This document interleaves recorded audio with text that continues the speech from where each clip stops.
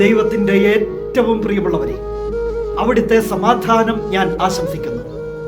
ഇന്ന് കർത്താവ് നമുക്ക് നൽകുന്ന ദൂത് അപ്പസ്തോല പ്രവർത്തനങ്ങൾ 13:39.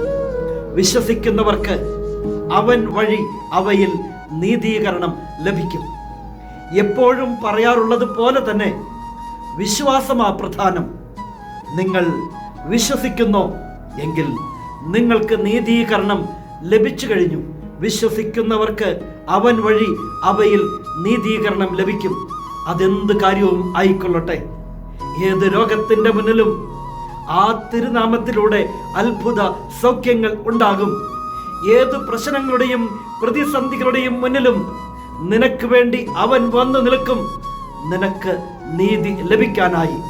അത് നമ്മുടെ പ്രവർത്തികളുടെ യോഗ്യതയൊന്നും അല്ല, ആ തിരുനാമത്തിന്റെ ശക്തി തന്നെയാ അവനിലൂടെ നീതീകരണം. എങ്കിൽ പരിപൂർണമായി ആ കർത്താവിൽ വിശ്വസിക്കാം.